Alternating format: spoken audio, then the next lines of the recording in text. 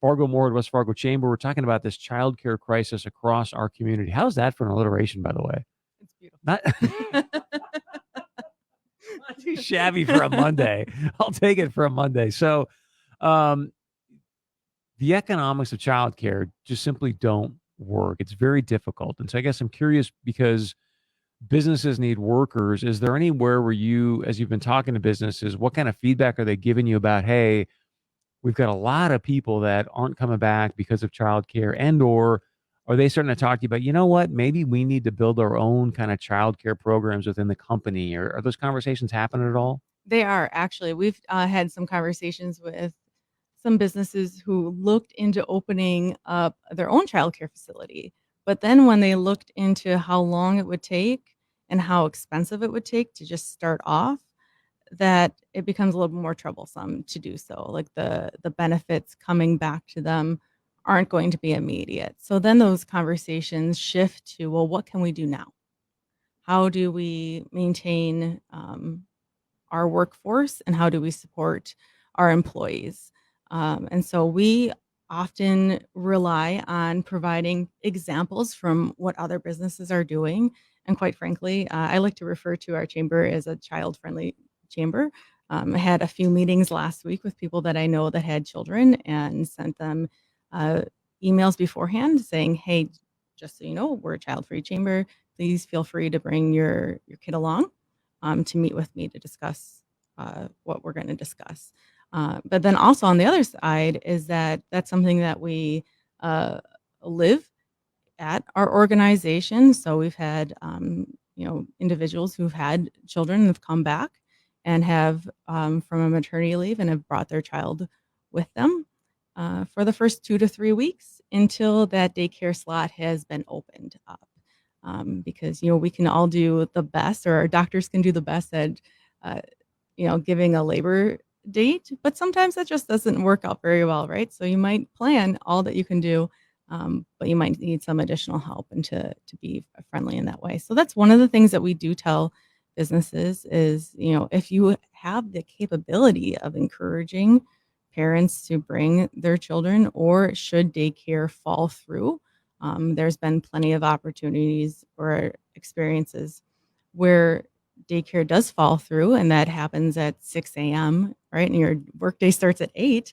That's a really pressing moment. So, what can your workforce and your employees do to shift to support their coworker, whether if that's taking meetings online or entertaining their child if they have to bring their child to work, all the way to being flexible in some type of scheduling or even community involvement. And so one of the things that came out of exit issues is Senator Judy Lee really stressed contacting your legislators for upcoming session. And if you had any sort of ideas on innovative approaches for childcare at all, she would love to meet with people.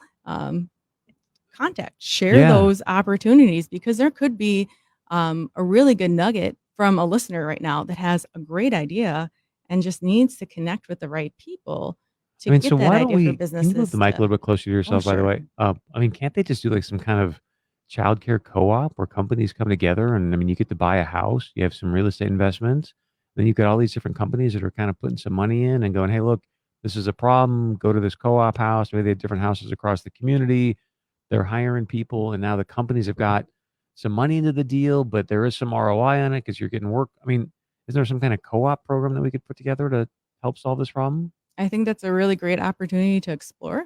That's there, especially for businesses who are really struggling in maintaining a workforce. Maybe they can connect with somebody that's in their industry or in a similar industry and try to come up with some unique Yeah. solutions. Do like some kind of REIT where they get, pay dividends maybe on a monthly basis or something. And then also from the real estate, and then you rent it back to yourself. And now you got some people hired. And next thing you know, the companies can put sponsorship up on the yards. I don't know. I just know that there's got to be some better way to do it. Right. Um, the other thing I'm curious is we talked about like the workers. You look what happened with COVID, and I saw a lot of stories where people were working 70, 80, 90 hours a week, and then COVID hit. They were back home, and then next thing you know, they're like, I kind of dig hanging out with my kids. Like I think like this one guy was like a 4-star chef. He's like, nah, I think I'm good. I'm just going to work from home and figure something else out. And he didn't go back to work. I mean, how do you solve that? Is that where we need to have more immigration? And I know that the president of Mexico was in town, or not here, but he was in DC recently, and he talked about expanding the visa program. And I think that when we do look at our population within the US, we're on a decline. yeah, And so that means exploring some of those options, looking at immigration and those processes, putting in within North Dakota, increasing the amount of immigration and refugee intake that we can have with supportive structure, right? To make sure that individuals that are emigrating to the US feel acclimated within a region and they're welcomed and then they're retained. So I do think that some of our larger workforce issues can be answered, or they can't be answered solely, but one of the approaches is through immigration. hablas español? No. Oh, okay. Because I've been talking to James Lamont. I'm like, man, we just need like a super highway from Mexico to North Dakota, and we'll just start, because I just think it would be a very interesting and good fit. So, a couple comments here that are. Oh, Aaron says childcare co-ops. Yes. All right, Aaron. So we may have to explore that with Connect there. people that know some more about co-ops than I do, and see if there's an opportunity there. A couple comments as well. Rosie says, "Hey, I agreed. I did home care for 14 years. Corruption of the system she saw firsthand." And then Deanne says, "Yeah, too much corruption, using resources that they shouldn't." So, any ideas around corruption in the system that you know of, or I would have to ask for some clarification with that. I'm not too familiar with that. no worries. I've got a minute left. I'll give you the last word. Anything else you want to add or share? Or I think when we look at some of these crises like childcare, there's lots of different. If we look at it like a bunch of, have like 3 or 4 necklaces that got all tangled up together. Where does one necklace start and the other one end, right? So you have to kind of unravel those.